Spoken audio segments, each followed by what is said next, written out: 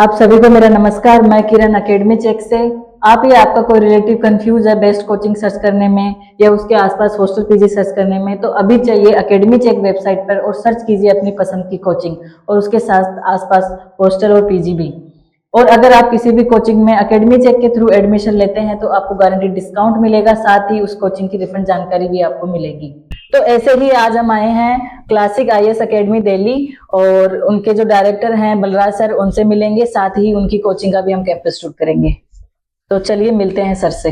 Sir, आपका academy check में बहुत बहुत स्वागत है। तो सर, जो सबसे पहले मेरा जो सवाल है आपसे कि आपने जो क्लासिक आईएएस अकेडमी है उसकी शुरुआत कब और कहाँ से करी?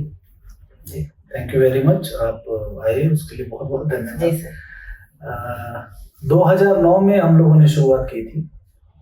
शुरुआत करने का भी कारण कुछ पर्सनल था। मैं इस एजुकेशन व्यवसाय के अलावा कुछ और व्यवसाय में भी हूँ, जहाँ जो बिजनेसेस कुछ और करता हूँ। बट फिर एकदम से मन हुआ कि कुछ एजुकेशन में आए, और that too specially in IAS. तो 2009 से स्टार्ट करा, 16 साल हो गए हमारी जर्नी को, और इसमें लगभग सैकड़ों आईएएस हमारे पास से इंस्टीट्यूशन से पास हैं। तो बाकी आप देख ही चुके हैं कि हमारा रिजल्ट कैसा है। और हम लोग तो एक हर बिजनेस में एक होलसेलर होता है और एक रिटेलर होता है। तो हम होलसेलर हैं जहाँ हमारे द्वारा प्रोड्यूस करी गई फैकल्टियाँ आपको सिलेक्शन लड़ रहे हैं। आप उनसे पूछें वो हमारे यहाँ पढ़ाते थे नहीं पढ़ाते थे। तो सर, आपने जो कोचिंग की शुरुआत करी वो दिल्ली से ही करी है कोई और जगह? दिल्ली से ही करी। हमारे 2 सेंटर रहे हैं, एक भीखा जी का प्लेस साउथ दिल्ली में है। अच्छा। और दूसरा करोल बाग में है। अब क्योंकि कुछ लिमिटेशंस हो गई, तो क्योंकि गाइडलाइंस ऐसी आ गई और हमारे को भी अच्छा नहीं लगता था कि हम किसी भी रूप में बच्चों के लिए कोई खतरा या रिस्क लें, तो हमने बहुत ही सावधानी के साथ अपने उन खासकर जो ये 2 सेंटर्स थे वाइंड अप किया। क्योंकि वहाँ जो घरों में एकेडमीज खुली है, बट ठीक है हम घर में नहीं थे, हम कॉमर्शियल में थे, बट वो अकॉर्डिंग टू गाइडलाइंस हमें ही नहीं लगता था, क्योंकि सीढ़ियाँ बहुत छोटी थी ऊपर चढ़ने में। तो ये जो बेचारे दुर्भाग्यपूर्ण घटना हुई जिसमें कुछ बच्चों का देहांत हुआ, बड़ा दुखदायी था। तो हम उससे लगभग 8 महीने पहले वहां से निकल गए थे। अभी हम भीखा जी का प्लेस अंसल चैम्बर 1 में है। भीखा जी का मेट्रो स्टेशन के बिल्कुल नजदीक साथ में। हाँ सर, हमने जब हम आए तो हमने देखा कि काफी पास में है, और अरे जो स्टूडेंट्स हैं वो काफी इजीली यहाँ पे पार्किंग कर सकते हैं और इजीली आ सकते हैं कोचिंग में। सकते हैं। हम लोग के पास काफी अच्छा बेस्ट साइज रहा है और अभी भी अच्छा क्वालिटी एजुकेशन हमारा शुरू से फोकस रहा है। एक्सेसिबिलिटी बहुत नजदीक है। देखिए क्या होता है कि एक बहुत बड़ी विडंबना है कि हर स्टूडेंट को ये लगता है कि मैं बच्चों के बीच में रहूंगा तो शायद ज्यादा अच्छी तरीके। तो ऐसा होता तो कोटा तो बहुत सारे बच्चे प्रोड्यूस कर देते। अब जहां हम मौजूद हैं साउथ दिल्ली में पिछले 16 साल से, यहाँ आसपास सारे ही अफसर रहते हैं, सरकारी अफसर है। तो बच्चा अगर मार्केट जाएगा या किन लोगों के बीच में घूमेगा तो उन्हीं ब्यूरोक्रेट्स के बच्चे या उन्हीं के बीच में तो घूम रहा है।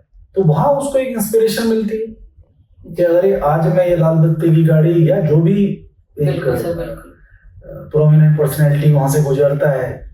लेकिन सिर्फ कुछ जगहों को हब बना देना, चाहे वो मुखर्जी नगर है या चाहे वो करोल बाग है, फिर स्टूडेंट्स में भीड़ की साइड चलती है। भेड़ चाल है हिंदुस्तान में, भेड़ चाल है। सोशल मीडिया तो वो तो कहावत है कि जो दिखता है वो बिकता है। तो जिसकी जेब में ज्यादा पैसे हैं तो वो ज्यादा एडवर्टाइज कर देता है, उस वजह से उसके पास भीड़ चाल आ जाती है। बट वो बच्चों को अच्छा भला बुरा खुद समझना पड़ेगा कि भाई सही क्या है और गलत क्या है। मोस्ट इम्पोर्टेंट तो ये होता है कि रिजल्ट कहाँ से आ रहा है, मेंटरशिप कितनी अच्छी कहाँ मिल रही है, एक पर्सन जो स्टूडेंट्स पे जो गाइडेंस उसको दी जाती है वो इम्पोर्टेंट रहती है। मैं किरण जी आपको बता दूं कि पिछले 16 साल में जो एक निचोड़ है, IAS exam is the most easiest exam in this country. Sir ये तो शायद आई थिंक वर्ल्ड में सबसे हार्डेस्ट एग्जाम है। ये सबसे इजीएस्ट है। मैं बताता हूँ कि बताइए। आप टॉपर का आपने कभी परसेंटेज सोचा है कितने परसेंट पे टॉपर होता है? नहीं सर, तो लगभग 52% 53% पे टॉपर होता है। अच्छा, तो या तो ये बहुत टफ एग्जाम है कैट मैट की तरह जहां 98 परसेंटाइल चाहिए, 99 चाहिए, सीयूटी के अंदर चाहिए और आईआईटीज में चाहिए, एंट्रेंसेस में चाहिए, नीट में चाहिए, या ये इतना बेकार एग्जाम है जिसके अंदर सिर्फ 52% पे टॉपर है। तो कोई भी बच्चा अपने खुद को अंदर झांक के देखे कि पूरे 12 साल उसने स्कूल में पढ़ाई करी है और 3 साल या 4 साल उसने ग्रेजुएशन करी है, कर रहा है। अपवाद हर जगह होते हैं, एक्सेप्शंस आर ऑलवेज। तो क्या कभी वो 52% लाया है? सर ये तो सोचने वाली बात है। या आप विश्वास करें, हमारे तक लोग पहुंचने में सोचते हैं लेकिन जब वो पहुंचते हैं तो उनका माइंड सेट है। आप खुद बताइए कैसे पॉसिबल है? या तो बहुत ज्यादा इतना टफ एग्जाम है, तो फिर टफ एग्जाम पे 52% पे टॉपर क्यों? तो यूपीएससी का एग्जाम ये डिमांड करता है कि आप अपने देश के बारे में जानिए। अब जो ये सब बोलते हैं ना ट्रिक, और ये सबसे बड़ी ट्रिक बताऊं आपको यूपीएससी, आप हैरान रह जाएंगे। बताइए सर। इसकी कोई ट्रिक ही नहीं। कोई भी व्यक्ति अगर यूपीएससी सिविल सर्विसेज एग्जाम को प्रिडिक्ट करने का दावा करता है तो उससे बड़ा बेवकूफ कोई नहीं, क्योंकि मैं दावा करता हूं, साथ में मैं भी हूं, इतने सारे जो कोचिंग इंस्टीट्यूशन वाले हैं उनके बच्चे कोचिंग क्यों चला रहे हैं? वो अपने बच्चों को आईएएस बनाए। अगर वो कैप्सूल उनके पास है और अगले दिन छुड़वा दें कि ज्वाइन नहीं करेगा, देखिए साहब मेरे पास कैप्सूल है, मैंने अपने बच्चे को आईएएस बनाया और ज्वाइन नहीं करवाया, मेरे पास ट्रिक है।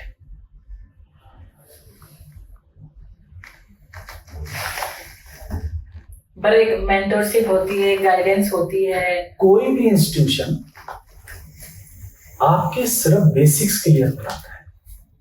ये भी शायद आज आपको मैं बता दूं, कोई नहीं बताएगा, क्योंकि ये एक पूरा, मैं सॉरी कहना नहीं चाहिए लेकिन ठीक है, सब हर किसी की अपनी अपनी मान्यता है। ये शालीनता का धंधा है, ये सभ्य धंधा है, इसमें आप प्रॉफिट लॉस नहीं सोच सकते। ये वो बस है जिसको चलना है तो चलना ही है। अगर मेरे पास 2 सवारी आ गई तो मैं बैच नहीं चलाऊंगा, नहीं, मैंने पहला बैच ही 2 बच्चों से स्टार्ट किया। अच्छा जी, आज भी मेरे पास इतना बच्चा है, SC ST OBC माइनॉरिटी को मैं फी कंसेशन देता हूँ, फ्री पढ़ाता हूँ बच्चे को। तो जब आप ये बोलते हैं कि इंस्टीट्यूशन के पास मेंटरशिप क्या है? लोग बोलते हैं हम NCERT कराएंगे आपको।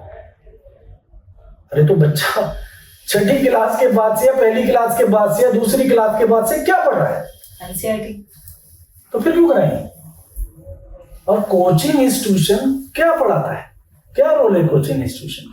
सर आप बोल तो सही रहे हो, लेकिन जैसे कि हमारे पास जो स्टूडेंट्स आते हैं तो उनका जैसे कि वो 10th के स्टूडेंट्स रहते हैं, 12th के रहते हैं, तो उनको कुछ भी पता नहीं होता। क्यों? तो पास नहीं करके वो बोलते कि आईएएस क्या है, क्या हम ऐसे ही बन जाएंगे, कैसे कर जाएंगे, कैसे। वही आपने ज्योग्राफी जो पढ़ा, आप अपने देश को जानिए, जो आपने पढ़ा हिस्टोरिकली, ज्योग्राफिकली, इकोनॉमिक्स आपको पता हो हमारा देश कहाँ खड़ा है, कहाँ खड़े हैं, पार्लियामेंट आपको पता नहीं, आप सिर्फ विभिन्न पॉलिटिकल पार्टीज पे कमेंट पास कर देते हैं, अरे ये ऐसा है, वो ऐसा है, हमें यहाँ बुलाया गया, वहां नहीं बुलाया गया। तो आपको ना राज्यसभा पता है, ना लोकसभा पता है, ना राष्ट्रपति पता है, ना उपराष्ट्रपति पता है, ना उनके अधिकार पता है, ना उनका कार्य क्षेत्र पता है। इसीलिए तो सर एक गाइडेंस तो चाहिए। मैं यही तो कह रहा हूँ, यही तो हम कराते हैं। एक कोचिंग इंस्टीट्यूशन या टीचर का काम है वो 300 पेज की किताब को कैसे 60 पेज में समअप करके बच्चे को एग्जाम के नजरिए से तैयारी कराना कि यूपीएससी हाल फिलहाल, क्योंकि ये जो एग्जाम है ये हर साल अपना रूप बदलता है, हर साल नए नए तरीके से क्वेश्चंस आते हैं जी। तो मैंने शुरू से टाइमलाइन दी है, क्या नहीं पढ़ना ये ज्यादा इंपॉर्टेंट है क्या पढ़ने से। What not to read is more important than what to read. Right sir. आप पढ़ लीजिए सेल्फ स्टडी करके 300 पेज की किताब जिसमें बहुत सारे टॉपिक्स इररेलेवेंट है, जिनकी जरूरत ही नहीं है, और आप कह रहे नहीं नहीं नहीं, अरे भाई वो गांव देहात में बच्चा बैठा है या कोई व्यक्ति की अपने अपने उसके पर्सनल इश्यूज हैं, वो नहीं जा सकता कहीं, कुछ नहीं कर सकता, वो बैठा है, वो पढ़ रहा है, उसके पास टाइम है, तो आप कोचिंग इंस्टीट्यूट क्यों जाते हैं?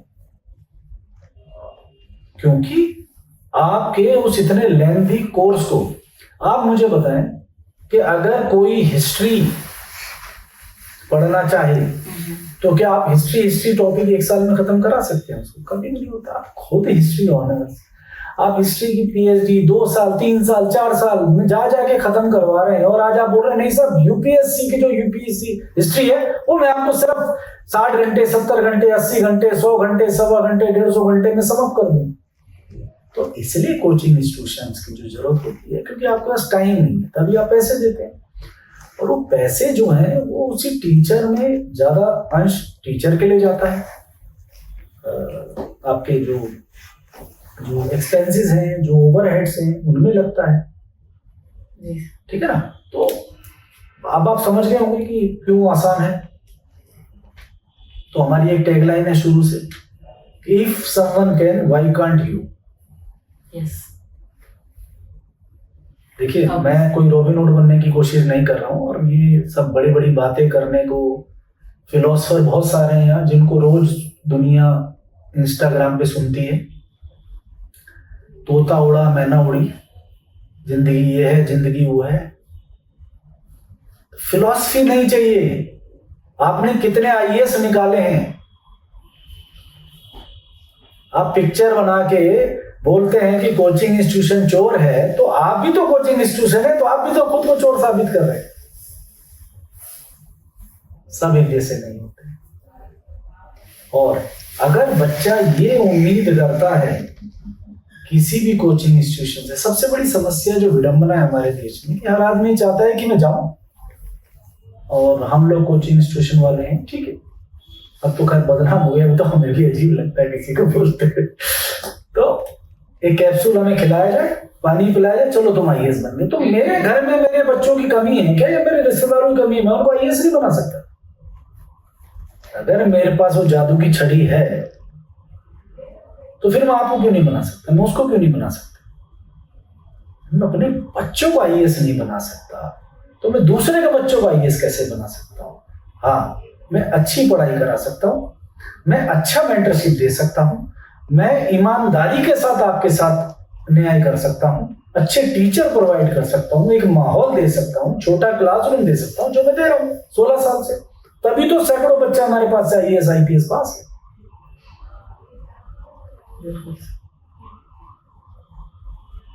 सिर्फ यहाँ इतने बच्चे आते हैं, उनको बहुत समस्या है, उनको वही कैप्सूल चाहिए, आईएएस कैसे बना जाएगा?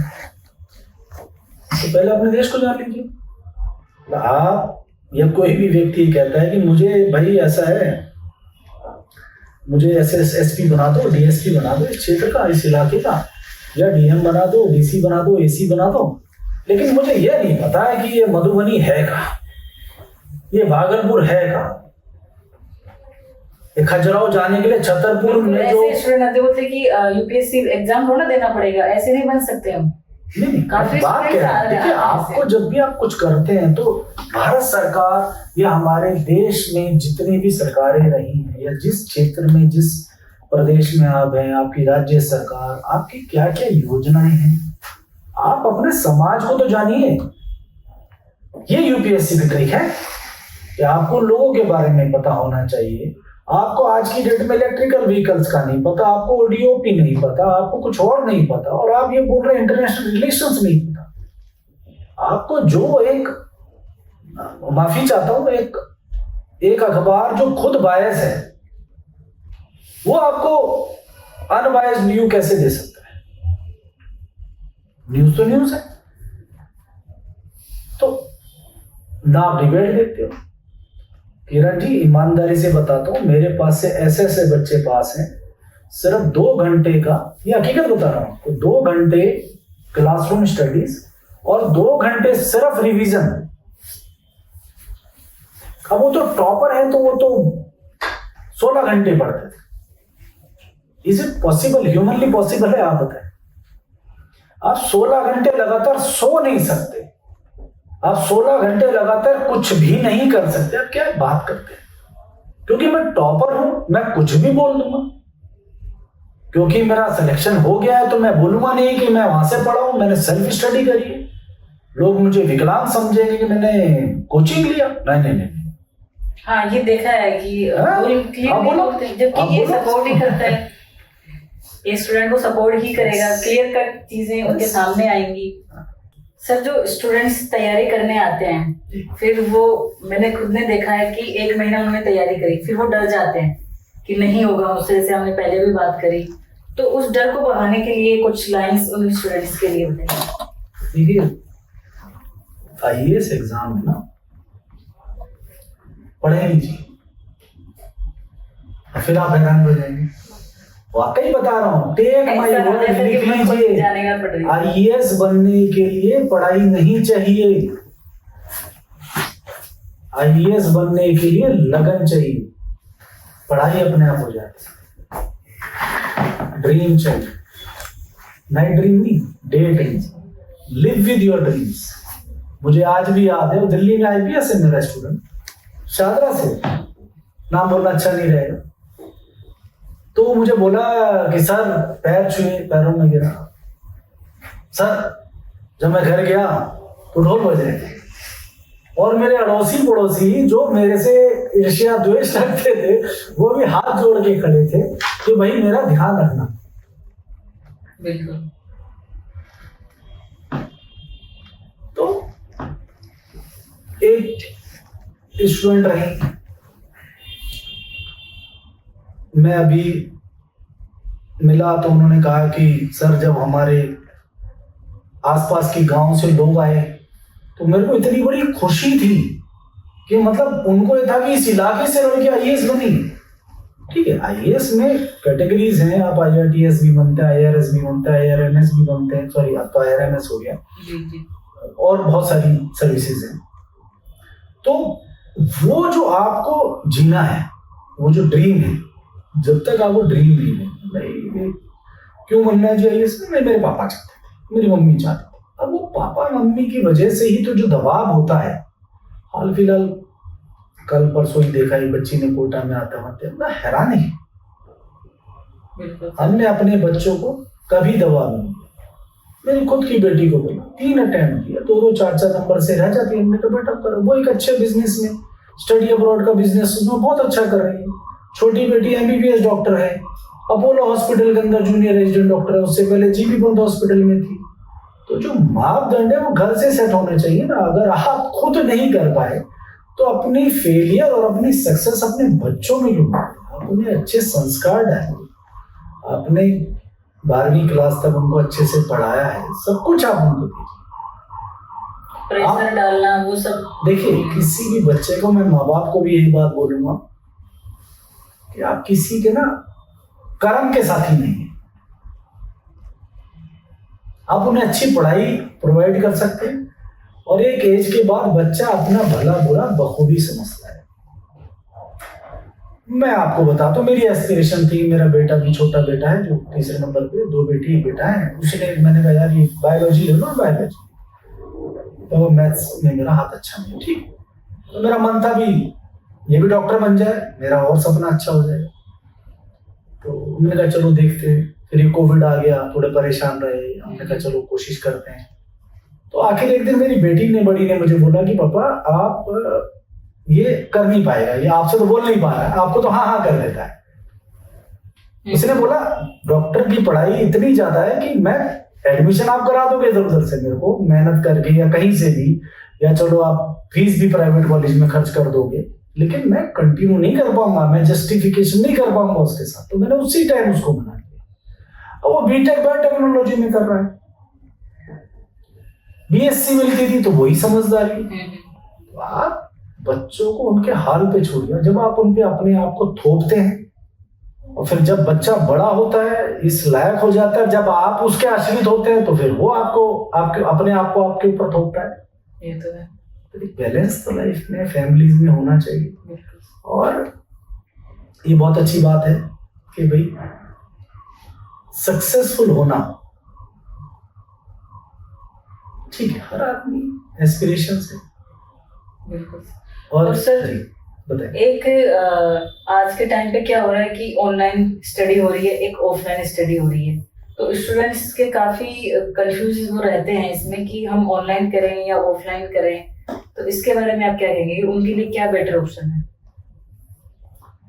देखिए दोनों ही रूप अच्छे हैं, लेकिन ये सब डिपेंड करता है कि जो एस्पिरेंट है, जो अभ्यर्थी है, उसकी स्थिति क्या है।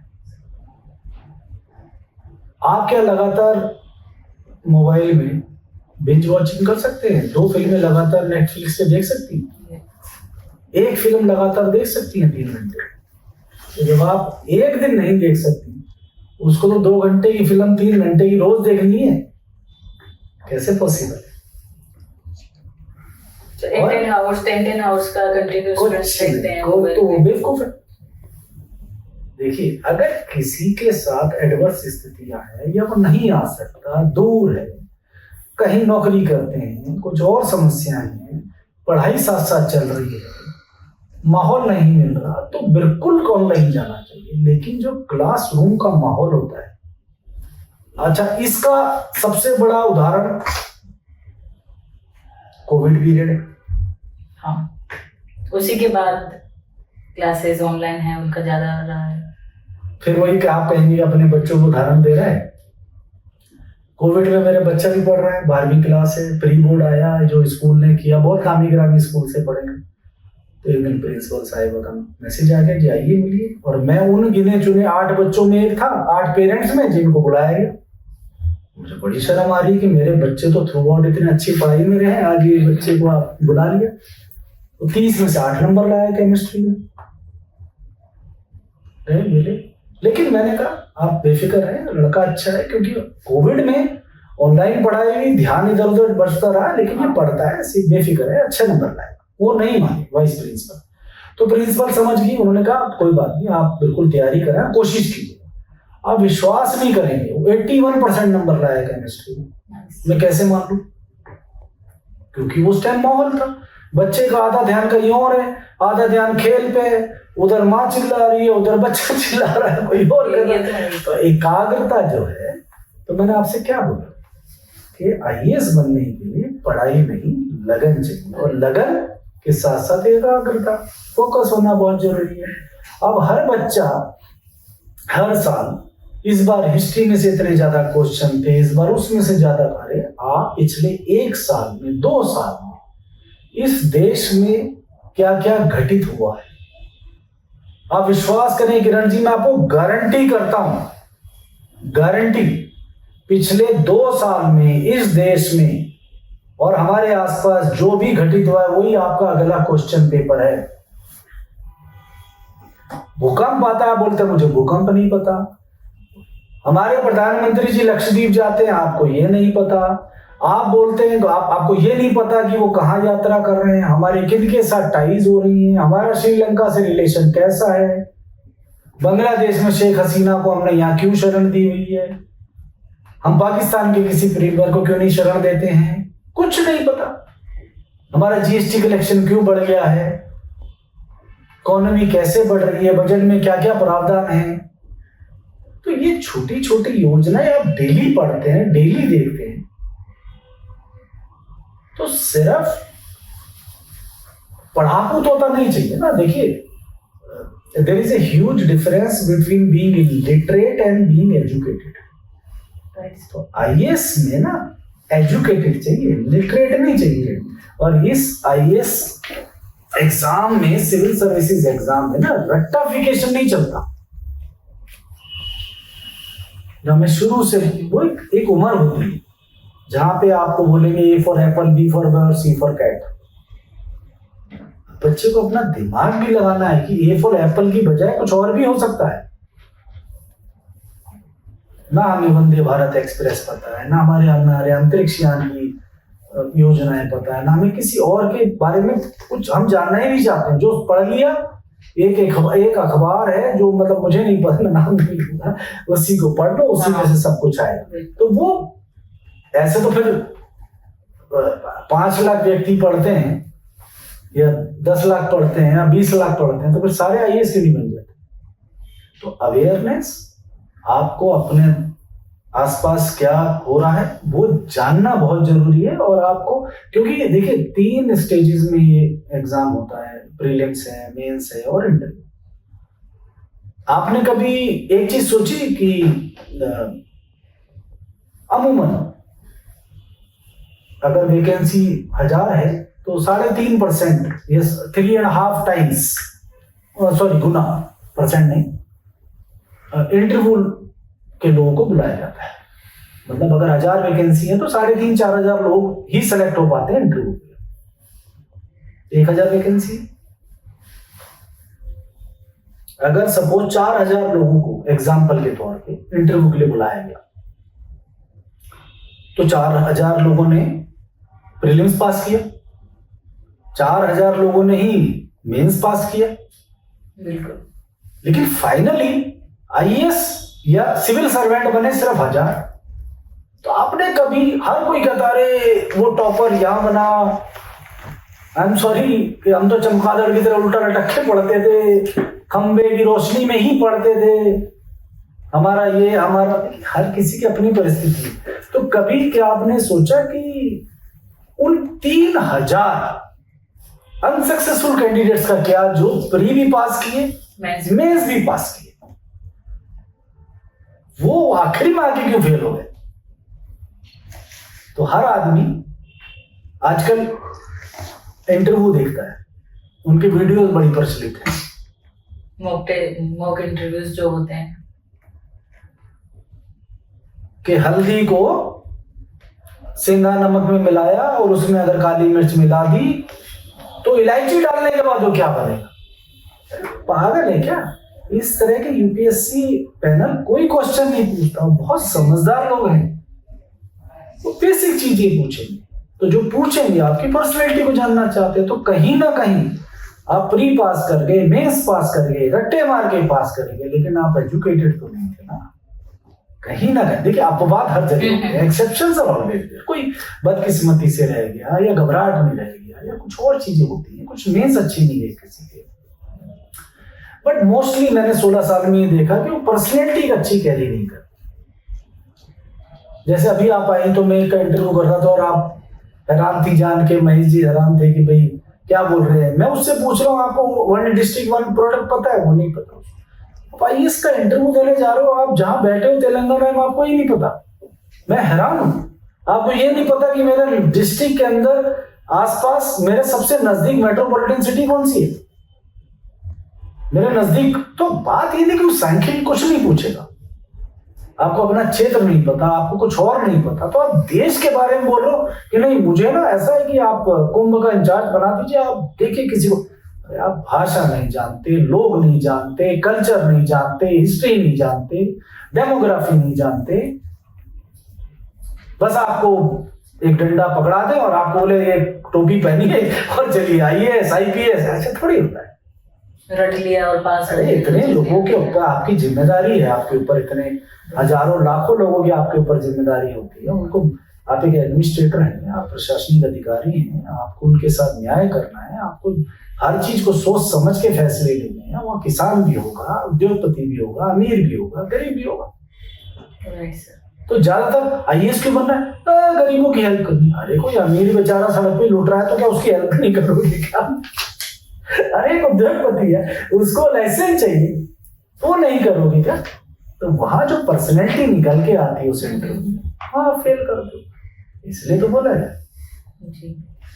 और सर जैसे बच्चे स्टूडेंट्स जो होते हैं वो कंफ्यूज रहते हैं कि हमें प्री में से ही कोचिंग चालू कर देनी चाहिए या फिर मेंस में हम करें या फिर रहने दें, या फिर जैसे मॉक इंटरव्यू में से प्री और मेंस में नहीं करते हैं और मॉक इंटरव्यू में जाके कोचिंग से कांटेक्ट करते हैं। तो ये गुत्थी सी रहती है उनके अंदर। जैसे हमारे पास भी स्टूडेंट्स के कॉल आते हैं, नहीं हम प्री तो यहीं से करेंगे, घर से तैयारी कर लेंगे, फिर मेंस में हम कोई कोचिंग देखेंगे। मैं भी तो ये बात कह रहा हूँ आपसे, मैं भी तो ये कह रहा हूँ 10 सीढ़ी चढ़नी है, 8 आप चढ़ गए, 2 सीढ़ी क्यों नहीं चढ़ पाते हो? फिर आप वापस आते हो नीचे, फिर 8 चढ़ते हो, फिर नीचे गिरते हो, फिर 8 चढ़ते हो, तो आखिरी 2 सीढ़ी चढ़ने में कहाँ समस्या है? क्योंकि आपकी पर्सनैलिटी नहीं है।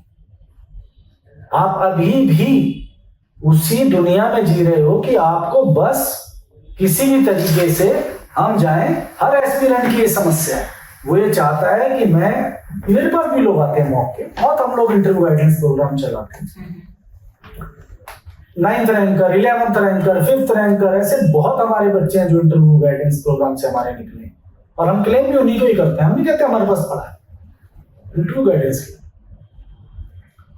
जब वो बच्चा जाता है इंटरव्यू पैनल को फेस करता है तो उसकी कलई खुल जाती है, ठीक है? और रही बात जो आपने कही कि भाई प्री से स्टार्ट करना चाहिए या मेन से स्टार्ट करना चाहिए, देखिए एक जमाना था जब हमारे लोगों के टाइम पे प्रीलिम्स में ही 2 ऑप्शन सब्जेक्ट होते थे, फिर एक हुआ। अब exam has been design in such a way, इस तरह से डिजाइन कर दिया गया है कि एक तो किसी भी स्ट्रीम का बच्चा, चाहे वो ह्यूमैनिटीज से हो, चाहे वो साइंस से हो, चाहे वो कॉमर्स बैकग्राउंड से हो, कोई भी पार्टिसिपेट कर सकता है। और एग्जाम इस तरह से डिजाइन कर दिया गया है कि ये कहीं से भी आप शुरू करें। तभी तो हमारे पास हर महीने के बैचेस हैं। इस इंडस्ट्री में हर महीने के बैच मैंने ही शुरू करे, इस इंडस्ट्री में लीड द इंटरव्यू मैंने ही शुरू करवाया कि वो क्या आपसे पूछेंगे, आप शुरू करिए, आप बताएं। ये मेरे स्टैंड पॉइंट है कि आपसे पूछता हूं ऐसा कौन सा व्यक्ति है इस दुनिया में जिसको सब कुछ ज्ञान होगा। ये बात तो यूपीएससी को भी पता है। ये एस्पिरेंट है, वो आपके एम्प्लॉयर हैं, वो आपको एम्प्लॉय करने वाले हैं। तो भाई जो जिसको इंटरव्यू लेगा एम्प्लॉय करने से पहले तो जांचेगा तो सही कि ये अच्छी पर्सनैलिटी है या बेखराब पर्सनैलिटी है। सिर्फ कुछ भी बोलने देने से मैं डायबिटीज ठीक कर दूंगा, मैं ये कर दूंगा, हमारा देश ये, कुछ भी मानचित्र पे लोग खड़े होके आपके, खैर मैं नाम नहीं लेना चाहता किसी का या इशारा भी नहीं करना चाहता, लेकिन क्या ये एक शिक्षक या किसी भी शिक्षा के व्यवसाय से जुड़े व्यक्ति को शोभा देता है? आप किसी के साथ अन्याय तो ना करें। बताएं। और सर जैसे कि जो हिंदी मीडियम के स्टूडेंट्स हैं, इंग्लिश मीडियम के स्टूडेंट्स हैं, तो हिंदी मीडियम वाले सोचते हैं नहीं इंग्लिश वाले ही बच्चे हैं, स्टूडेंट्स हैं, कोई क्रैक कर सकते हैं एग्जाम, हम नहीं कर सकते। तो ये थोड़ी सी अवधारणा है, और क्योंकि काफी साल से हिंदी माध्यम का रिजल्ट भी अच्छा नहीं आ रहा, बट इस बार हमने देखा काफी हिंदी मीडियम के बच्चे बहुत निकल के आए, बहुत अच्छा कर रहे हैं, और खासकर हिंदी लिटरेचर में उन्होंने ऑप्शनल लिए हैं, इंजीनियर्स हैं। मैं हैरान होता हूँ स्कोरिंग में, तो लेते करते उनका झुकाव है। तो इंग्लिश हिंदी तो देखिए वो एक, जिसमें मैं भी हिंदी माध्यम से पढ़ा हूं लेकिन हम इंग्लिश में पढ़ाते हैं। मैंने आपको यही बात बोली है कि आप फिल्मों से इंस्पायर होती हैं? बिल्कुल सर होते हैं, हम भी होते हैं, बट अच्छी बातों के लिए ना। अब ऐसा तो नहीं ना कि वो फिल्म देख के बाहर निकल के मैं बुल्ढा बन जाऊं और 4 जनों को चाकू मार के जेल में बंद हो जाऊं। मैंने बार बार बोला एक्सेप्शन इज ऑलवेज देयर। तो आज आपने देखा अरे लाल बत्ती गाड़ी आईएएस आईपीएस जा रहा, मैं भी आईपीएस बनूंगा। होता है सर, होता है। होता है, फिर अगले दिन क्या हो जाता है? सब हवा निकल जाती है। तो कंसिस्टेंसी बहुत रील्स जरूरी है। वगैरह का तो है पूरा, उनको देख के नहीं हमें तो बनना है। जैसे अभी मूवी आई थी तो उसको देख के जो बच्चों में काफी इंस्पिरेशन हुआ है कि हमें यूपीएससी क्रैक करना है। बहुत अच्छी बात है, लेकिन क्या आपको लगता है कि यहाँ दिल्ली आके हर बच्चा चक्की की दुकान में नौकरी करता है? के साथ विपरीत परिस्थितियां रही होंगी, बिल्कुल ठीक। आपको लगता है कि फिल्मों में हकीकत दिखाई जाती है? नहीं सर, ये तो नहीं बोल सकते हैं। आप जाए ना उस कथा के उसमें डिटेल्स में जाए। ठीक है, वो एक विषम परिस्थितियों से आए थे, एक बहुत ही that was a different atmosphere ही वाज कमिंग फ्रॉम। तो वहां पे उस तरह से वो यहाँ रहे, उनकी एक जिद थी। बट अगर आप देखेंगे, आपने कभी किसी एस्पिरेंट को, आप तो बहुत सारे कोचिंग इंस्टीट्यूटों में जाते हो, आप भी देखते हो, आपको कोई लगता है? देखिए 2, 4, 5, 10% बच्चा है गरीब, लेकिन इतना तो हर कोई सोच समझ के आता है ना कि दिल्ली में भूखा तो रहना नहीं है। किसी धर्म स्थल पे जाके तो खाना मिलेगा नहीं एक लिमिट तक, 1-2 दिन मिल जाएगा, उसके बाद तो रहना खाना पीना सब मैनेज करते हैं। और मैंने यही बोला कि IAS बनने के लिए अपनी लाइफ से 8 से 10 महीने निकाल दीजिए। इंजीनियर सी क्यों बन रहे हैं, डॉक्टर सी क्यों बन रहे हैं, इस बार तो बहुत ह्यूमैनिटीज के बच्चे आ रहे हैं। तो आप क्या बनना चाहते हैं? मेरा तो एक ही कहना है कि एक बार अटेम्प्ट जरूर देना चाहिए, और ताकि कभी मन में ये दुख ना हो। कोई भी बच्चा देना चाहता है तो हमारा प्लानिंग ये रहती है, हम हर पेरेंट को, हमारे पास बहुत लोग पेरेंट आते हैं हमारे एडमिशन सेक्शन में, काउंसलर्स ये सब पूछते हैं क्या हुआ कि बच्चा 9वीं क्लास में, 9 साल का बच्चा है। अरे मैंने कहा भाई इसकी हत्या क्यों कर रहे हो, उसे जीने तो बचाए। सर अब मैं कुछ सवाल कोचिंग के बारे में बताइए। तो हमारा जो बेस्ट टाइमिंग है वो क्या है कोचिंग का? देखिए अमूमन जो पहले भी था और आज भी है, अप्रैल मई तक बच्चा कोई भी एग्जाम दे रहा होता है तब तक फ्री हो लेता है। तो मार्च अप्रैल मई, और अगर कोई बच्चा पढ़ाई में रहते हुए करना चाहता है तैयारी, ऑनलाइन या ऑफलाइन अगर एक्सेसिबिलिटी है या टाइमिंग सूट बैठते हैं, तो अपनी पढ़ाई के फाइनल ईयर में आ जाए, जहाँ उस पर दबाव कम होता है, चाहे वो इंजीनियरिंग बैकग्राउंड से चाहे किसी भी बैकग्राउंड से, तो वो सबसे बेस्ट है। 1 साल तो आपको देना पड़ेगा। अब आप जैसे आपने बोला कई बच्चे आते हैं हमें 8 महीने में, आज भी एक इंक्वायरी आई कि हमें 4 महीने में पढ़ना है। रोटी बनानी है तो आटा गूंदना पड़ेगा ना, उसको थोड़ी देर रोकना पड़ेगा ना, उसके बाद वो लोई बना के बेल के तब वो तवे पे जाएगा, तब वो सिक के आपके पास रोटी आएगी ना, एक एक करके आएगी ना। या तो टाइम दीजिए। तो हर चीज में टाइम लगता है, हर चीज का टाइम प्रोसेस है, हर चीज को पकने में टाइम लगता है। फल हो रोटी हो, जैसे मैंने उदाहरण दे रहा हूँ, उसको आपको लगभग अपनी लाइफ से 8 से 10 महीने, लगभग 1 साल भर का पीरियड होता है जो आपको निकालना है। तो सर अभी जो न्यू बैच है उनका कुछ फिक्स डेट टाइमिंग है? हमारा तो हर महीने बैच होता है, हमारे यहाँ साइक्लिक बैच है। टाइमिंग क्या रहता है सर उनका? हमारा अलग अलग बैचेस हैं, जैसे सुबह में भी है, दोपहर में, इवनिंग में सर्दियों के टाइम पे जनरली कम रखा गया है। विल चाहिए, विल। जब आप को पता ही नहीं, आप भी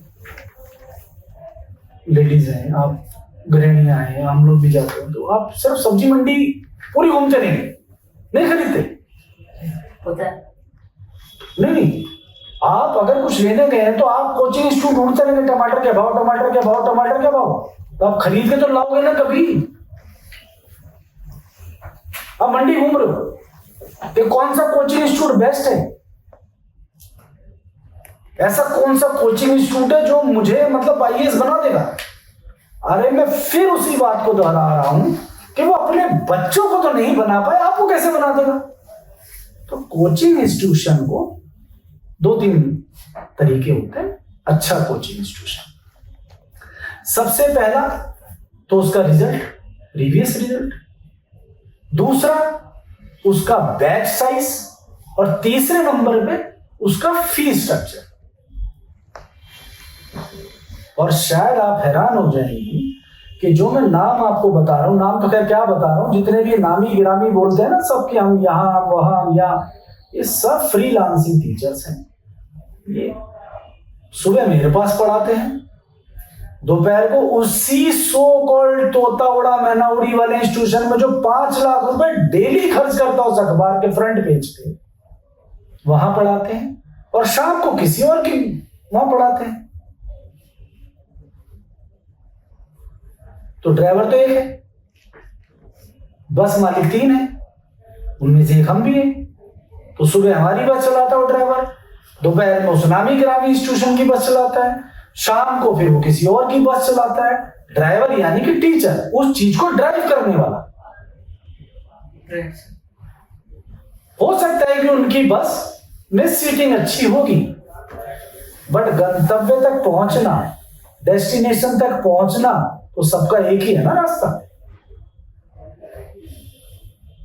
तो आपके हर बार जहाज में फर्स्ट क्लास में, बिजनेस क्लास में ट्रेवल करती है, या हर बार आप फर्स्ट एसी में ट्रेवल करती है train?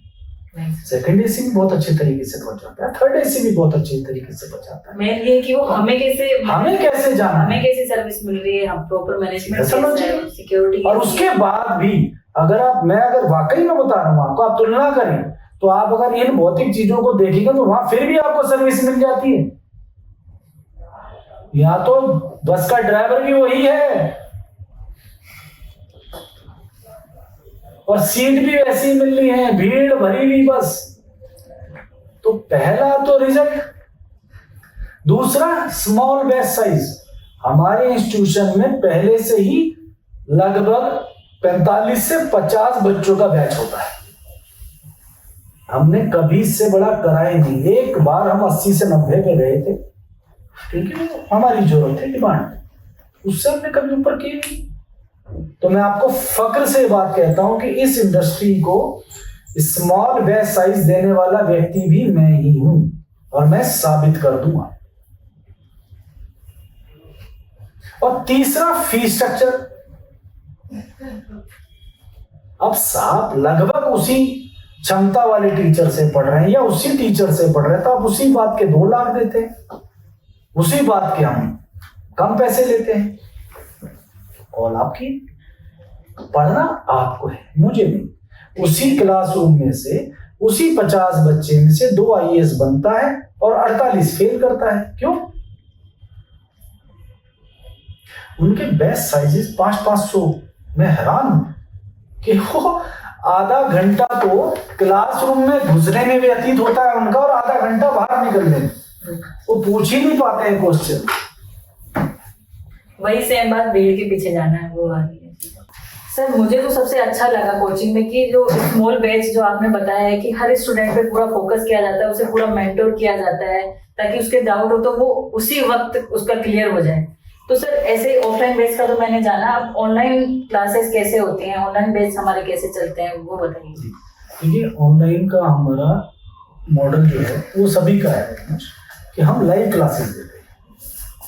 Live classes direct telecast हो रही होती हैं, और जो बच्चे हमारे पास हैं अगर वो कभी नहीं देख पाते हैं तो उसको रिकॉर्डिंग, 2 दिन की रिकॉर्डिंग हम उसको प्रोवाइड करा देते हैं, और वो बच्चे को जो बैकअप मिलता रहता है, कभी किसी के साथ कोई समस्या है, टाइम नहीं है या नहीं देख कर पाया क्लास, तो वो देख सकते। इनफैक्ट हमारे जो ऑफलाइन का बच्चा है उसको भी एक्सेस रिकॉर्डेड क्लासेस उसको प्रोवाइड कराई जाती है, कि ऐसा नहीं कि नहीं हम नहीं देंगे, बिल्कुल प्रोवाइड कराई जाती है, हर तरह से प्रोवाइड कराई जाती है। और वो अगर देखिए, अगर उसे ढंग से कोई चीज नहीं दी जाएगी, वही तो मेंटरशिप का मतलब क्या है। मेंटरशिप का मतलब ये है कि आप उसके मेंटर हैं, आप उसके गार्जियन हैं।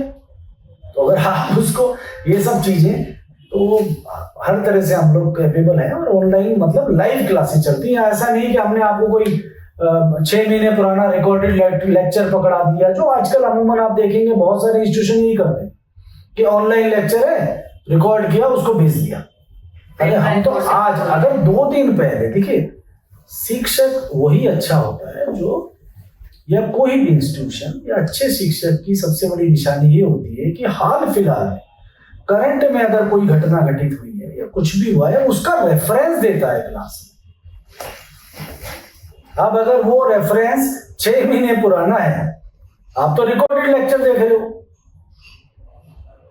तो कैसे आप उसको उससे रिलेट कर पाओगे? आप समझ रहे हो मेरी बात?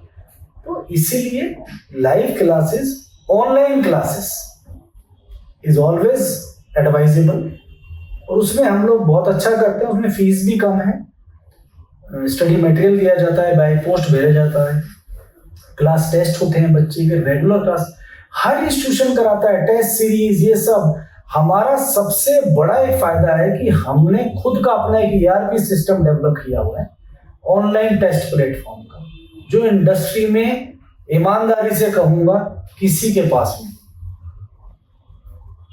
एक ग्राफिक के साथ आपके पूरे टेस्ट का रिजल्ट हाथ के हाथ मिलता है। एंड सर, जो स्कॉलरशिप फैसिलिटीज है क्या वो प्रोवाइड की जाती है स्टूडेंट्स को? हाँ जी, हम लोग, मैंने आपको पहले भी जिक्र किया था कि मैं इंडिया में उन कुछ पहले इंस्टीट्यूशनों में एक हूँ, प्राइवेट इंस्टीट्यूशंस में, जो SC ST OBC minority, backward और पुअर को मैं शुरू से ही स्कॉलरशिप देता हूँ, पहले दिन से, 2009 से। अगर आप हमारे वो देखेंगे एडवर्टीजमेंट्स पुराने समय, आज भी देते हैं। आज भी मेरे पास बहुत गरीब गुरबा बच्चा आता है, तो हमारा एक ही विचारधारा है कि पैसे की वजह से किसी की पढ़ाई नहीं छूटनी चाहिए।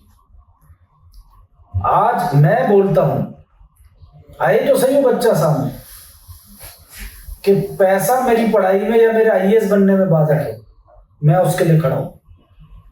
आप लाइए 1000 बच्चा, मैं पढ़ाऊंगा जो मेरी क्षमता के अनुसार पढ़ाऊंगा। हम टेस्ट करते ही नहीं कि आप ये टेस्ट दीजिए, इस टेस्ट में अगर आपके 70% नंबर आए तो 70%, 40%, नहीं। हम बच्चे से उसका बैकग्राउंड समझते हैं, उसके क्रेडेंशियल समझते हैं, और हम अपने आप ये असेस करते हैं कि बच्चा वाकई में काबिल है। या मैं आपको सच बता रहा हूँ, ऐसा बहुत बार मेरे साथ हुआ इस पूरे मेरे टेन्योर में कि मुझे दिख रहा है ये बच्चा कभी एग्जाम पास नहीं कर पाएगा, लेकिन क्योंकि उसकी तीव्र इच्छा थी कि सर मैं कोचिंग का इतना पैसा अफोर्ड कर नहीं सकता, तो हमने कहा बेटा आप कितने पैसे दे सकते? तो एक नहीं, बहुत थे। किसी ने कहा जी मैं 20,000 दे सकता हूँ, किसी ने कहा जी मैं 30,000 दे सकता हूँ, किसी ने कहा ये दे सकता हूँ। तो हमने कहा पढ़ा। तो कई बार ऐसी स्थिति हुई, और जो सुन रहे होंगे वो मेरे स्टाफ मेंबर जो हैं भी और नहीं भी, वो बड़े नाराज हो जाते थे कि अरे यार सर के पास ले जाओगे या ये तो कोई। तो हमने यही बोला कि इसके मन की इच्छा नहीं मरनी चाहिए। तो हमने वो किया, और उसमें हमारा ऐसा बहुत बच्चा रहा जिसको हमने इंस्पायर किया। तो आज तो स्कॉलरशिप की पूरी सुविधा है। आपके अंदर इस एग्जाम को पास करने की इच्छा हो, बाकी हम खड़े हैं, पूरी कोशिश करेंगे हर रूप में। जी सर। तो सर ये तो हमने कोचिंग के बारे में जाना, अब हम रिजल्ट पे आते हैं। तो सर कोई स्टूडेंट की कोई सक्सेस स्टोरी आप बताना चाहेंगे? देखिए ऐसा है कि एक किस्सा याद आता है, तो बहुत ही दिलचस्प किस्सा है कि एक दिन शाम को मैं जा रहा था, तो एकेडमी में आया अपने ऑफिस से निकल के, तो देखा 2 बच्चे बैठे हैं। तो मैंने कहा ये क्यों बैठे? बोले सर ये छोड़ना चाहते। तो देखिए हमें भी होता भी, क्या स्थिति ऐसी हो गई कि भाई क्यों ये जा रहे हैं? तो मैंने कहा चलो मैं इंटरेक्ट कर लेता हूँ। कहाँ सर मिलना चाहते हैं? मिला। मैंने कहा बताओ जी क्या हो गया? सर हमारे बस का नहीं, हम नहीं पढ़ सकते, बहुत मुश्किल है। तो मैंने कहा कहाँ नौकरी करते हो? बीकाजी गाँव प्लेस में एक जमाने में, और अभी भी PNB बैंक है, उसका हेड ऑफ क्वार्टर होता था पहले। कहते सर हम PNB बैंक में नौकरी करते हैं। क्या है? IT manager. दूसरा वो। तो मैंने कहा क्या तुम कभी अपने जीवन काल में या अपने इस कार्यकाल के अंदर PNB के चेयरमैन बन सकते हो? उसने कहा नहीं। तो मैंने कहा यही एक एग्जाम है जिसको पास करके तुम फाइनेंस सेक्रेटरी तक बन सकते हो। आप विश्वास करें, वो एक लड़का चला गया, एक रुक गया। वो लड़का मेरे पास 3 साल पढ़ा, बैंक में भी नौकरी करता था, शाम का बैच था, ओना पोना आता था, पढ़ता था, मोटिवेशनल मेरे लेक्चर्स में कितनी बार आता था। आज वो जॉइंट कमिश्नर GST, नाइस। नाम बताना अच्छा नहीं होगा, लेकिन किसी को भी जानना है और पूरे हमारे पास साक्ष्य है और हर चीज है, आप उससे पूछ सकते हैं, वो हमें बताते हैं। तो आज वो आता है, जब आया पैर छुई तो बोला सर आपको याद है आपने कुछ, अब 3 साल पुरानी बात, इतना बच्चा होता है हर से मिल भी पाते हो नहीं भी मिल पाते, तो मैंने कहा कुछ कुछ याद है, तो आपने कहा था चेयरमैन सर आज मैं IAS अफसर बन गया। आज भी कई बार अक्सर उसके फोन आते हैं, मुझे बोलता है कि सर जब जब मेरा स्टाफ दरवाजा खोलता है मेरी गाड़ी का, मेरे ड्राइवर, मुझे हमेशा आपकी याद आती है। और जो दूसरा लड़का था वो आज भी PNB में नौकरी कर रहा। तो ये जब तक आप एफर्ट्स नहीं करेंगे, जब तक आप एक इच्छा नहीं रखेंगे, तब तक ये संभव नहीं है। और कम से कम मैं नहीं कह रहा हूं कि कोचिंग को बढ़ावा दे रहा हूं या कुछ कर रहा हूं, किसी भी लाइफ के मोमेंट में आपको ये दुख नहीं होगा कि आपने प्रयास नहीं किया, वरना लाइफ कुछ और है। आप कम से कम ये रिग्रेट नहीं करेंगे कि मैंने कोशिश करी। सफल होना ना होना ये सब किस्मत, मेहनत और बहुत सारे कारणों के ऊपर डिपेंड करता है। ये अगर आपके हाथ में होता तो इस दुनिया में, इस समाज में सारे IAS होते, सारे ही अंबानी होते, सारे ही अडानी होते, सारे ही प्रधानमंत्री होते, सारे ही मंत्री होते। ठीक है, हमारे लिए वो इंस्पिरेशन है, सब है, और हमें उनको सोच के आगे बढ़ना है। ये एक बहुत अच्छी नौकरी है। इस नौकरी को, इसमें आपके पास पावर है, आप इस देश की पॉलिसी मेकर्स के साथ बैठ के पॉलिसी बनाने वाले बनते हैं। आप उन कुछ बहुत बहुत बहुत गिने चुने परसेंटेज लोगों में से हैं जो बहुत सारे मासिस का भविष्य डिसाइड करते हैं। तो एक अपने आप में एक अलग अनुभूति है, सेटिस्फेक्शन है। एक बच्चा और, उसको 5 साल लगे, मेल नर्स, एम्स, और NDTV पे भी उसका इंटरव्यू आया। आप खुद देख लीजिएगा, 5 साल बाद सफल हुआ। मैं नाम नहीं बोलना चाहता, अच्छा नहीं लगेगा, क्योंकि हर किसी की अपनी पर्सनल प्राइवेसी है। और वो एक, देखिए बोलने को मैं 10 नाम गिरा दूंगा, आप भी इंस्पायर हो जाएंगे, बच्चे भी करें वो वहां से पास है, ये है वो है, वो अच्छा नहीं लगता। वो उनकी मेहनत है। मैं हमेशा बोलता हूं, उन बच्चों को भी बोलता हूं, we are proud of you, we are proud of your efforts. 5 साल लगे उस लड़के को, वो आता था, जाता था, लगा रहता था। सारा जो गेम है वो सब समझ गया है। तो दिल्ली में एक IPS है, तो एक दिन मैं, फिर वही स्थिति थी, तो बोला सर ये बच्चा आपसे मिलना चाहता है, बताइए। कह रहा सर क्या ऑप्शन है? आप ये 2 ऑप्शनल आजकल ठीक ठाक है। बोला नहीं, मैं तो ये लूंगा, मैं तो दिल्ली कॉलेज ऑफ इंजीनियरिंग से पास हूँ, IIM है। आप फेल करोगे? और नहीं माने, उन्होंने मैनेजमेंट फेल। बहुत अच्छा लगा। फिर आए, अब क्या समस्या है? 3 साल पड़े हमारे पास। बोले सर वो, तब तक एक ऑप्शन हट चुका था, तो उनको 2 ऑप्शनल सब्जेक्ट हमने सजेस्ट किए कि आप ये ले लीजिए, ये आपके मैच भी करते हैं और इसकी स्कोरिंग भी है, ये अच्छा है। अगर या तो आप हमें गाइड के रूप में चुने, बात वो ये कि डॉक्टर हमें, पैसे हमें देंगे और दवाई किसी पड़ोसी वाले डॉक्टर से लिखवाएंगे। अरे जब पैसे हमें दिए हैं तो दवाई भी तो हमसे लो और फिर वेट तो करो। और फिर वो थोड़े से लापरवाह रहे। तीसरी बार वो फिर आए तो मैंने उनको डांटा अच्छे खासा।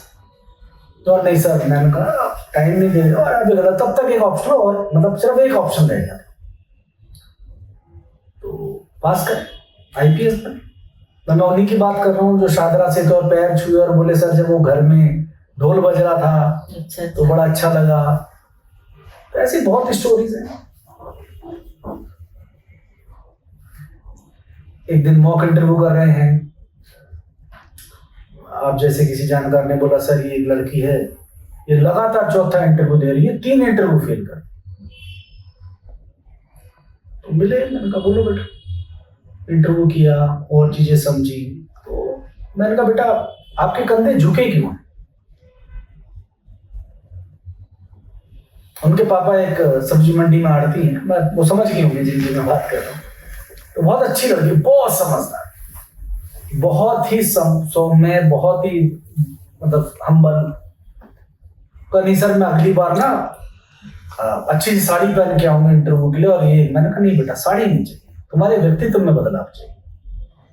3 सेशन लिए, 11 रैंक। जब तक आप अपने व्यवहार में अपने, क्योंकि यूपीएससी आपसे क्या डिमांड करता है? यूपीएससी को हिस्टोरियन तो चाहिए नहीं, ज्योग्राफी एक्सपर्ट तो चाहिए नहीं, यूपीएससी को ये सब तो लेटरल एंट्री से मिल जाते हैं। यूपीएससी को एक एडमिनिस्ट्रेटर चाहिए जिसको छोटा छोटा, UPSC is looking for a versatile personality, जिसको छोटा छोटा ज्ञान हो, सारी चीजों का पता हो, थोड़ा थोड़ा। और हमने सबने बचपन से यही सब तो पढ़ते आ रहे हैं। ये तो 10वीं के बाद ही हमने अपना मतलब स्ट्रीम बदला ना। और उसके बावजूद भी क्या आप इस समाज में रहते हैं आपको नहीं पता कि क्या चल रहा है? अखबार पढ़ते हैं, न्यूज चैनल देखते हैं।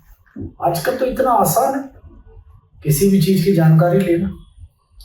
एक लास्ट और आपको मतलब एक बात और बता देता हूँ कि यहाँ थ्योरी नहीं थी, जब आपके कॉन्सेप्ट्स क्लियर होंगे। बिल्कुल। बहुत सारे इंस्टीट्यूशन बोलते हैं हम आपको बताएंगे आंसर राइटिंग। अरे जब आंसर आता है नहीं तो आंसर राइटिंग क्या सिखाओगे? और जब मुझे आंसर आता है तो मैं बचपन से ही तो ऐसे लिखता आ रहा हूं। मैं बचपन से ही तो, मुझे स्कूल में 12 साल आंसर राइटिंग तो सिखाया गया। और क्या सिखाया गया? कॉपी में क्या करवाते थे? बिल्कुल सर। और आप कोचिंग इंस्टीट्यूट में I will tell you how to write. जब मुझे आता ही नहीं तो व्हाट टू राइट? और आता तो हाउ टू राइट तो मुझे पता है ना, आप क्या बताओ? आप बताएं, गलत कह रहा हूं? जैसे मैंने एनसीईआरटी का उदाहरण दिया जी। तो ये एक विडंबना है इस इंडस्ट्री की कि जबरदस्ती अपने आप को इंस्टीट्यूशन भी थोपते हैं, माँ बाप भी थोपते हैं कि हम आपको एनसीईआरटी करा, बच्चा भी उसमें बह जाता हो,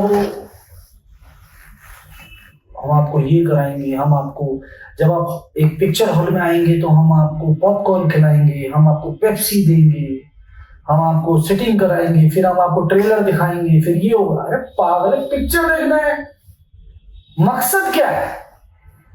पिक्चर देखना, आप आए, आपने देखा, मकसद क्या है? आप सब्जी मंडी गए और सामान खरीदा, अपने वस्त्र खरीदे, कपड़े खरीदे, तो देयर इज अ एम।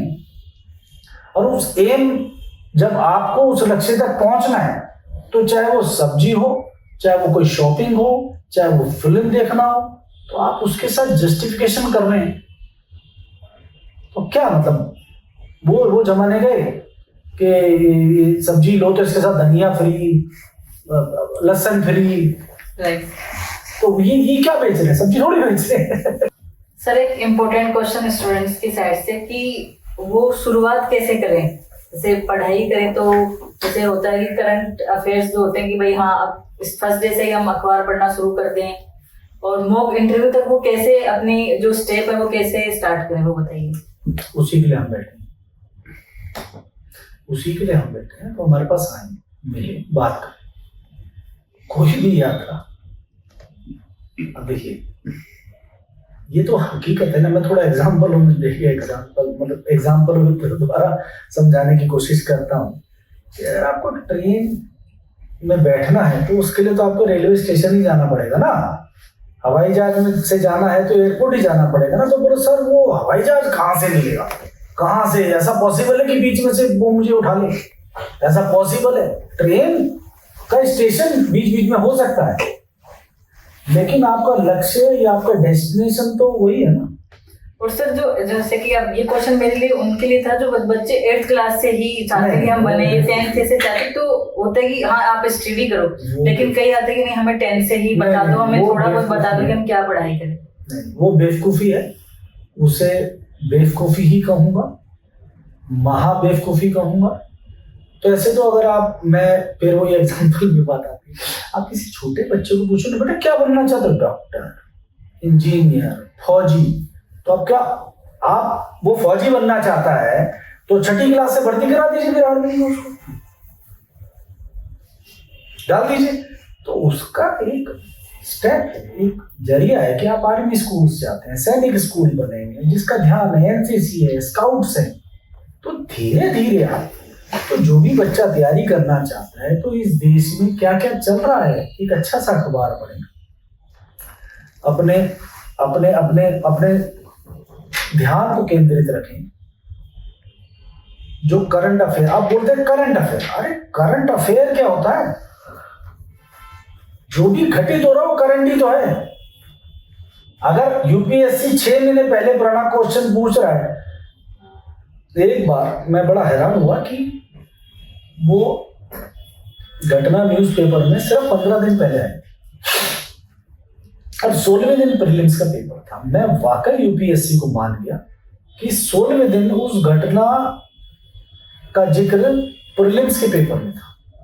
तो मैं हैरान था कि इतनी जल्दी इन्होंने कैसे पेपर सेट किया, इतना जल्दी पेपर कैसे छपा, तो कितना परफेक्शन के साथ, कितनी दूरदर्शिता के साथ और कितनी गहराई के साथ यूपीएससी क्वेश्चन पूछता है, इसको आप कभी प्रेडिक्ट मत करें।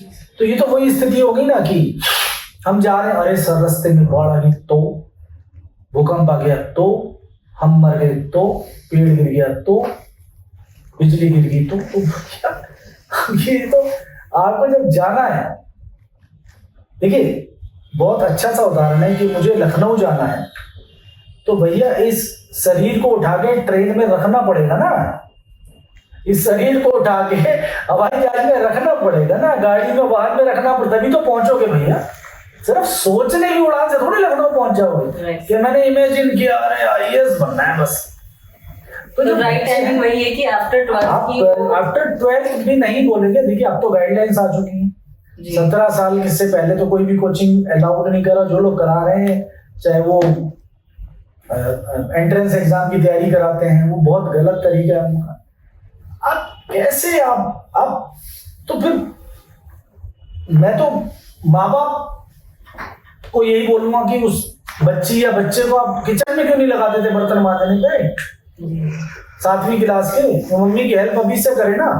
जी सर, खाना बनाना अभी से सीखे ना, क्योंकि बड़े होकर तो उसको खाना बनाना है। तो हर चीज का टाइम है ना, जब उसे पढ़ना है तो वो पढ़े, जब उसे खाना बनाना सीखना खाना बनाना सीखे, जब इंजीनियरिंग करनी इंजीनियरिंग करे, जब नौकरी करनी नौकरी करे, जब ब्याह की उम्र होगी तब ब्याह करे। तो हर चीज का एक समय निर्धारित है। हाँ, हमें जब पता होता है तो हम उसकी तैयारी करना शुरू कर देते हैं। जब हमें पता है कि हमें कहीं जाना है तो हम उसके सामान समेटना, उस तरह के अपने कपड़े लत्ते रखना, अपने रास्ते का सामान संजो के रखना, तो वो एक तैयारी होती है। और हर तैयारी, अगर आपको आज से 3 महीने बाद जाना है तो आप क्या अभी से बैग पैक कर लेते हैं क्या? 3 दिन पहले कर लोगे। अब वो यात्रा पे डिपेंड करता है। हाँ, आप प्लान कर लेते हो, आप उस हिसाब से, अब आपके घर में कौन ठहरेगा, कौन कहाँ जाएगा, कौन कैसे रहेगा, हमें कैसे कैसे जाना है, आप होटल ले लेते हो, आप अपने टिकट्स खरीद लेते हो। तो यही तो तैयारियां होती। तो हम तो एडवाइजेबल नहीं है, तो यही बोलेंगे कि लास्ट ईयर मैंने बोला कि जो भी पढ़ाई है उसके उसमें आए, और साथ साथ जो भी करना चाहे तो ऊपर है। Yes sir. और सर मेरा आखिरी सवाल ये है कि जो हमारे जो कोचिंग है उसका जो स्टूडेंट्स के लिए फ्यूचर में क्या प्लान्स हैं, उनके लिए क्या विजन्स हैं? देखिए, हम तो, हर कोई चाहता है, हमारा तो शुरू से ध्येय रहा है कि हम अच्छा रिजल्ट दें। हमारा किसी को, मेरे को एक दिन मेरे स्टाफ ने कहा कि आपने पढ़ाया, आपको क्या मिला? तो मैंने कहा पहली बात तो सेटिस्फेक्शन, दूसरा ये बच्चा इतना समझदार है, मुझे रिजल्ट देगा। तो हमारी अप्रोच शुरू से ही रिजल्ट ओरिएंटेड है कि अगर ये किसी रूप में पैसा नहीं दे पा रहा है तो कम से कम मेरे को कि गुरु दक्षिणा में रिजल्ट तो दे रहा है, तो वही गुरु दक्षिणा चाहिए। आपके माध्यम से मैं सबको यही कहना चाहता हूँ कि हम हैं, आपकी पढ़ाई के लिए हम बैठे हैं, आप आए, हम आपको साबित करेंगे कि जितने भी ये मार्केट में घूम रहे हैं ना, बड़े बड़े टॉल क्लेम करते हैं, सब टीचर वही पढ़ाते हैं। अब टीचर के पढ़ाने का तरीका अलग अलग हो सकता है। कोई बहुत अच्छी तरीके से समझा पाता है, कोई बहुत अच्छे तरीके से नहीं समझा पाता। तो अमूमन जितनी भी मोस्टली अच्छी एकेडमीज हैं, हम इंडिया के टॉप 5 एकेडमीज में आते हैं। जो आईएएस इंडस्ट्री को जानता है ना, वो मुझे जानता है, मेरी एकेडमी में। चाहे आप किसी से मेरे बारे में पूछ लें, हमारे बारे में पूछ लें, क्योंकि जिनको हमारी तलाश है ना, वो हमारे तक पहुंच जाते हैं किसी भी। और हमारी कोशिश यही होती है कि हम उनको किसी भी तरीके से निराश न करें। अच्छी पढ़ाई कराते हैं, अच्छी मेंटरशिप देते हैं, हर वो हम अपनी तरफ से we use all the apparatus, हर तरह का वो सामान हम कोशिश करते हैं कि वो उसके सक्सेस में काम आए। अगर ऐसा नहीं होता तो फिर इतना अच्छा रिजल्ट कैसे हमारे पास रहा है शुरू से, राइट सर। ठीक है। तो सभी को यही हमारी आशा है कि भी अगर इस लाइन में आना है तो अपने लाइफ के 8 से 10 महीने निकालें, पूरी मेहनत करो, फिर अपना प्लान भी अपनी लाइफ का जो भी अपने कैरियर के लिए करना है करें। क्योंकि हम जो इसकी तैयारी करा देंगे, एक बार हमने साइकिल चलाना सिखा दिया ना, तो फिर आप प्रैक्टिस करते रहिए, ठीक है ना। और कोई भी आपने खिलाड़ी देखा है जिसका कोच नहीं है आज तक? तो कोच की बहुत सख्त जरूरत होती है। कोच मतलब कोचिंग, राइट। तो कोच होगा जो आपको बताएगा कि खेलना कैसे है, क्या दाव पेच आजमाने हैं, चाहे वो क्रिकेट हो, चाहे वो बैडमिंटन हो, चाहे वो चेस हो। उसमें कोच आपके माँ बाप हो सकते हैं, आपका कोचिंग इंस्टीट्यूट हो सकता है, आपका शिक्षक हो सकता है, आपके भाई बहन हो सकते हैं, अलग अलग है। तो कोचिंग जैसे हमारी है, उसका तात्पर्य सिर्फ यही है कि आपके पास समय कम है तो आप थोड़ा पैसा खर्च करते हैं, उसी टीचर आप ही के पैसे द्वारा, आप ही के द्वारा हायर किया गया है, क्योंकि आप आते तो हम उनको हायर करते हैं। तो 300 पेज की किताब को पढ़ के उसको 60 पेज में परिवर्तित करता है, एग्जाम को मद्देनजर रखते हुए कि इस साल एग्जाम में क्या प्रोबेबल्स हो सकते हैं। तो सभी से आशा है कि अच्छा सोचें, ठीक है, पॉजिटिव है। Thank you so much sir, आपने एकेडमी चेक को इतना टाइम दिया, थैंक यू।